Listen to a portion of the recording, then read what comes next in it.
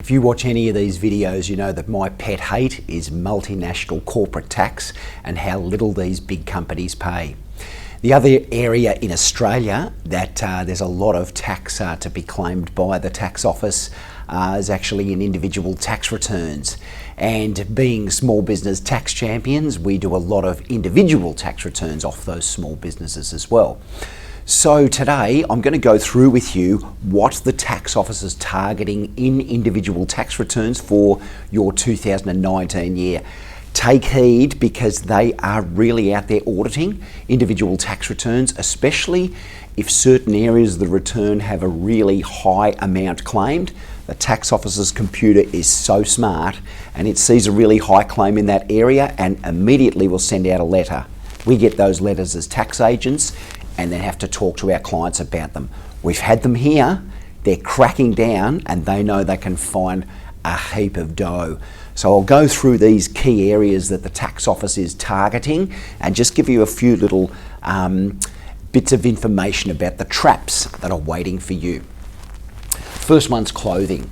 So the key thing with clothing is if you're wearing something like me in a suit here, if I don't have a Paris Financial logo, which I don't, on my suit or shirt, etc., there is no claim for clothing, no claim for laundering the clothing, etc., etc. So you must have a logo on your clothing or be specific to your industry. So be aware of that. The other area which they're probably targeting more in clothing though is laundering that clothing. So once you dig into laundering clothing, you better have dry cleaning receipts or very reasonable estimates of washing that clothing as well. The next one is home office. So home office, again, what you can claim is very, very low, especially if you're an employee of a company. You cannot claim much at all. A little bit for electricity if you're working late, a little bit of gas, and that's pretty much it. You can't claim much.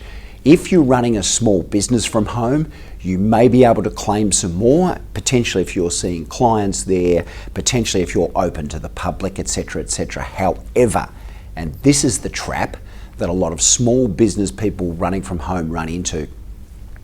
If you start to claim that home 1/3 of all the expenses, so maybe you've got the front office, you've got the kitchen where you go and make yourself lunch, and maybe you see a client or two in the living room.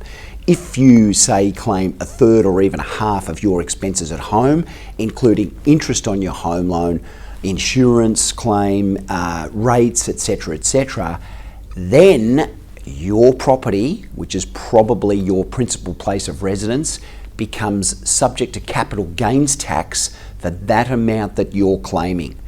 And for us as tax agents, quite often we do the numbers for clients and it doesn't quite add up if you're in an area where that property is really growing. So again, even if you're running a small business from home, be very careful about claiming home office expenses.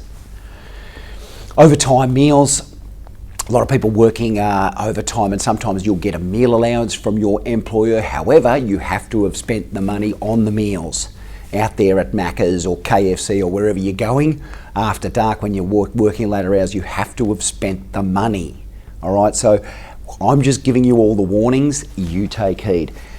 One other thing with overtime meals is that if you're travelling interstate, there is an allowance for travelling interstate, which is an award allowance, which you can find buried inside the tax laws, and this is for accommodation and meals.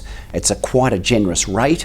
You'll have to see your tax agent about that one as well if you're travelling interstate. It's a good tax claim if you can find it.